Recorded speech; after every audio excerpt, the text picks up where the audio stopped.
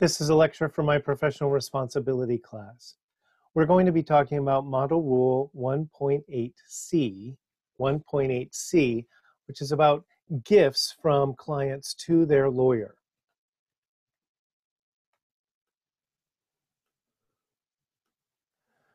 1.8c, just to remind you, 1.8 is a group of rules about the lawyer's own self-interest that can create conflicts with a client. A lot of our other conflicts of interest rules are actually about conflicts between clients that the lawyer is trying to represent either at the same time or in succession. Now, here's our rule, 1.8c. A lawyer shall not solicit any substantial gift from a client, including a testamentary gift, or prepare on behalf of a client an instrument giving the lawyer or a person related to the lawyer any substantial gift, unless the lawyer or the other recipient of the gift is related to the client. Please note that in this provision, there's another sentence here of 1.8c, but before we go past this slide, this is really two rules, or there's two kind of prohibitions here. The first is you're not allowed to, you just straight up are not allowed to ask clients to give you substantial things. We're not talking about unsubstantial things or insubstantial. So your client, you're out for lunch and you forgot your wallet.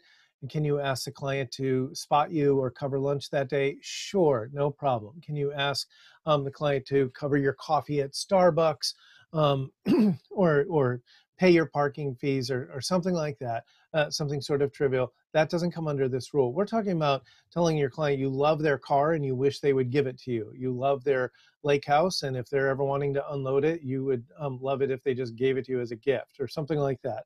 And most people wouldn't do this. You know why? Because it's just tacky, right, and undignified to go around asking people for stuff. So I think only tacky people do this, but we had to make a rule, so there must have been lawyers that were doing this, and we worry about lawyers manipulating and coercing their clients. Secondly, if you're preparing a will, that will can't leave anything to you that's substantial.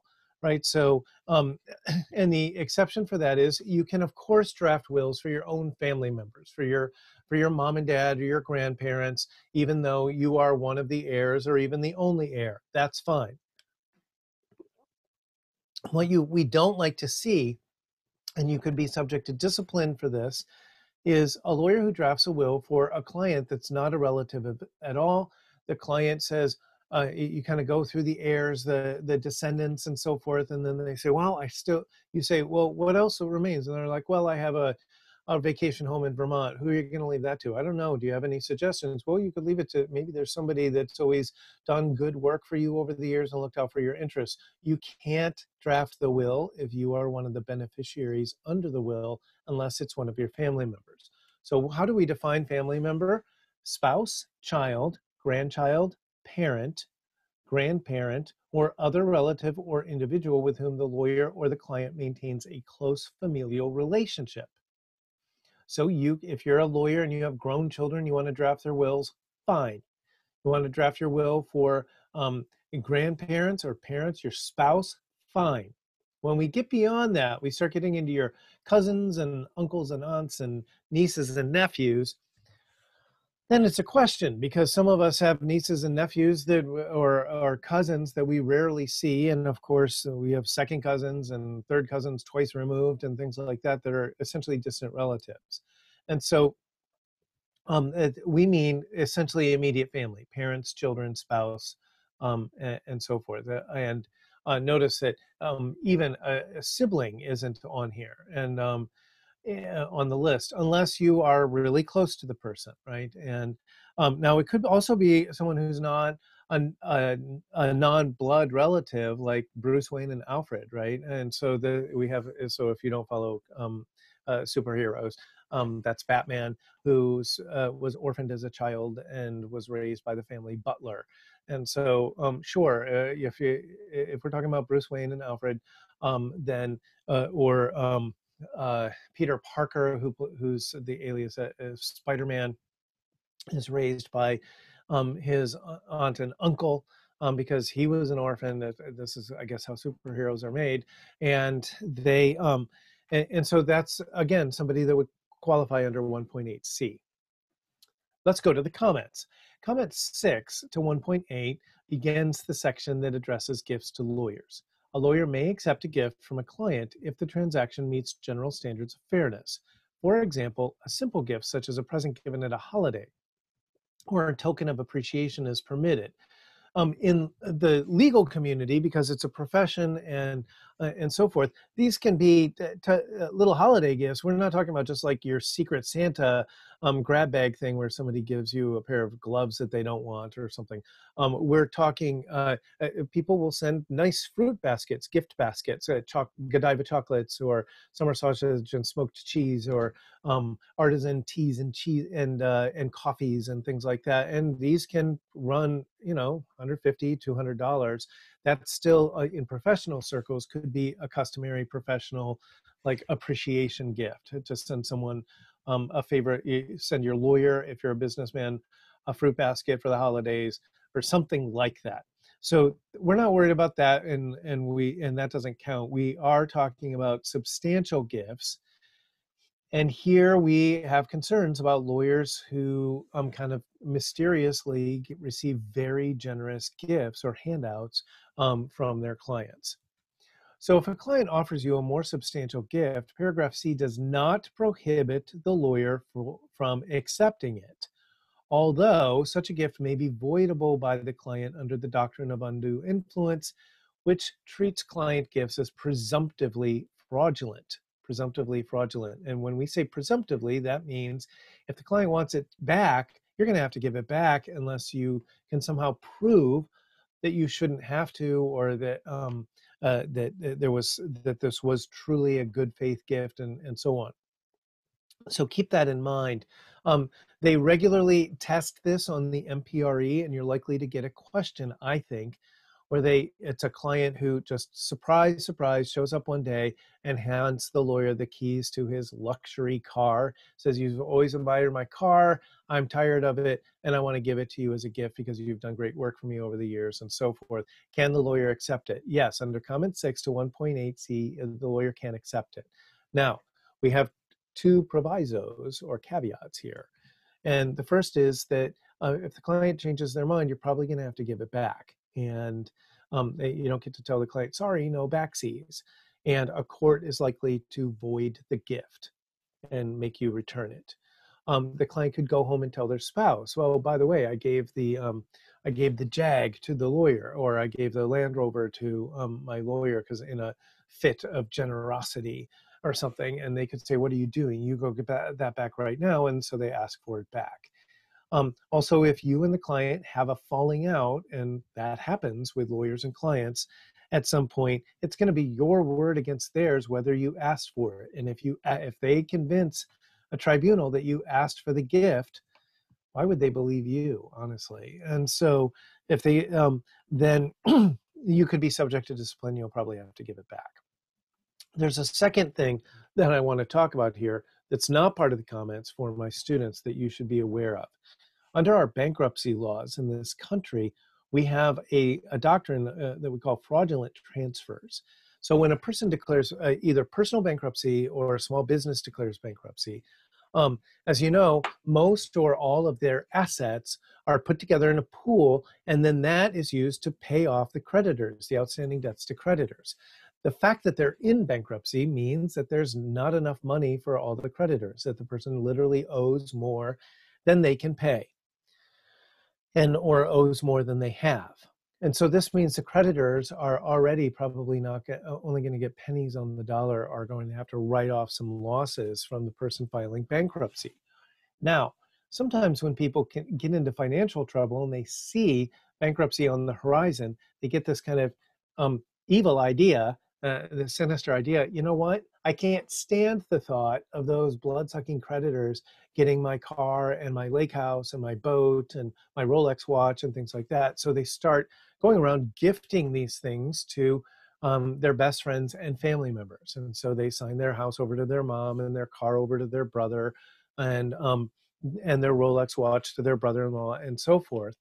And either because they think that that person will let them continue to use the asset or the item even after they declare bankruptcy, or they're hoping that when they emerge from bankruptcy that they'll give it back to them, or they're thinking, well, at least it's going to somebody I like instead of that stupid like credit card company or something like that. Well, this is illegal. We call these fraudulent transfers, and you're not allowed to do that. And depending on the type of the asset and the type of the bankruptcy and the jurisdiction and how willful or conspiratorial this was, we have a reach back period that can go several months, a few months, or longer, sometimes longer than a few months back. And anybody who received that gift has to disgorge it or give it up and give it back to essentially the court to put in the bankruptcy assets, and you don't get compensated.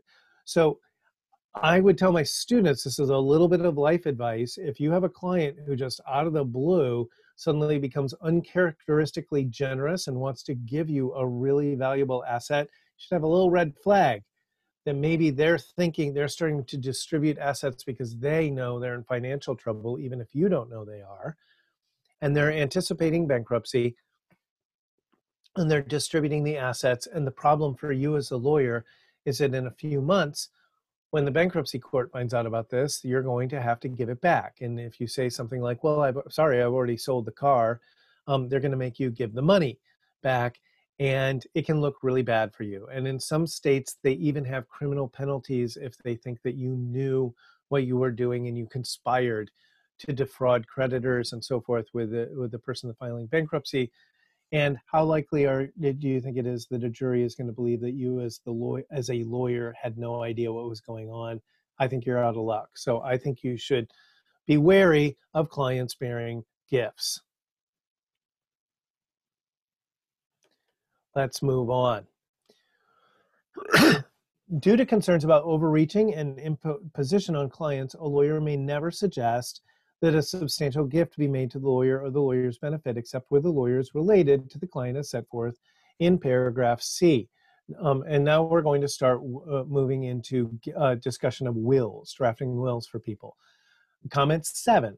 If effectuation of a substantial gift requires preparing a legal instrument, such as a will or conveyance, the client should have the detached advice that another lawyer can provide. The sole exception to this rule is where the client is a relative, and you saw what we'd call relative of the donee. Now, note that this rule does not prohibit a lawyer from seeking to have the lawyer as a partner or associate of the lawyer, named as the executor of the client's estate or to another potentially lucrative fiduciary position.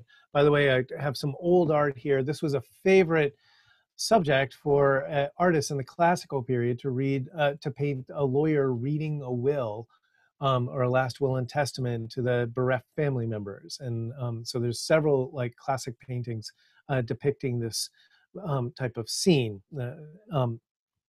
Now, when you're drafting a will, you cannot suggest, for example, that the client leave you something substantial in the will. Secondly, even if the client suggests it, you can't say, oh, shucks, and go along with it. You either have to not accept the gift and not put that in the will, or if you're going to accept a gift, you have to have another lawyer draft the will. Now, at some point, you're going to say, who do you want to be the executor? We need to name an executor of the estate. And a lot of times your client's going to say, I don't know. Well, how about you? It's very common that the lawyer who drafts the will is listed as the executor of the estate. That is okay. That's okay. And in the same, if your client wants to set up some sort of spendthrift trust or something like that with some of their estate money, they can list you as the trustee or a trustee. Law firms have done this for a long, long, long time, and they can bill for this from the estate, and it can be lucrative. And the ABA decided not to touch that. Keep in mind, though, that 1.7 already does touch that, right? If you have a material limitation under 1.7, then that could affect things. So watch out. The client still deserves objective professional advice and judgment. And so don't let your like, gimme, gimme, gimme, I want to be the executor, interfere with, start to influence you begging the client to list you as the executor. And in other words, it still presents a potential conflict of interest under 1.7, and you should go ahead and ask the client to consent to that. So you understand that I'm drafting the will and going to be listed as the executor, and I could be compensated for that. I promise to do a good job, but I need your consent in writing to it. And you should advise the client of the extent of your financial interests, because sometimes the client has no idea that the lawyer is going to end up getting a lot of money from the estate for doing the estate work after the client dies, if they're the executor and a trustee of a trust. Um, and you should also advise the client if there are obvious alternatives. They have grown children who are have the wherewithal that they could handle the probate matters and stuff like that, or could hire a lawyer to, at least. You should at least tell that to the client, and don't make it sound like the client has no option but you. Okay, we have a few interesting cases about this that are worth mentioning. Olson versus the estate of Watson. This is a Texas appellate case from 2001. A lawyer drafted a will that left the testator's entire estate to the lawyer's family. And the court held that the will is unenforceable. And of course, the lawyer could be subject to discipline under this rule. Maryland, 2003.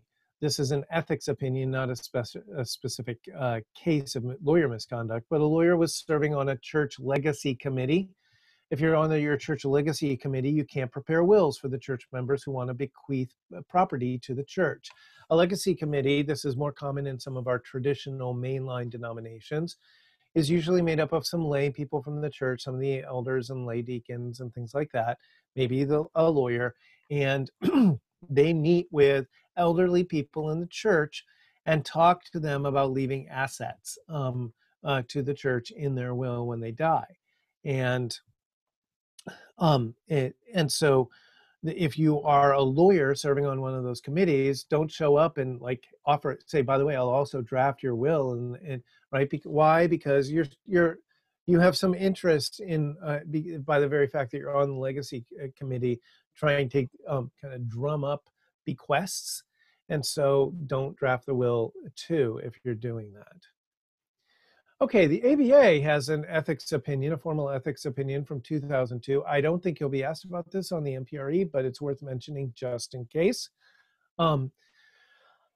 About gifts to lawyers, and especially appointments as personal representatives, like being a trustee of a trust. And so that is okay. The ABA has officially said that that is okay. Absent serving special circumstances, a lawyer serving as a fiduciary of an estate or a trust may appoint himself or his firm or other lawyers associated with him to represent the trust or the estate when it needs legal work done, even though they're going to bill the estate for that. So the ABA has said that that doesn't violate this rule. Okay, here's our quiz question for purposes of attendance. If you need to document that you watch this video, you can send me the answer or just keep it for your records. A client with no surviving relatives asks her lawyer to draft her will. She instructs the lawyer to have the will bequeath most of the estate to the lawyer. Is this permissible? Yes or no? If you, I hope that you can answer that from watching this video. And if you don't know the answer, you really need to review, because that should have been clear by now. And that concludes our lecture here about the conflicts of interest rule for 1.8c.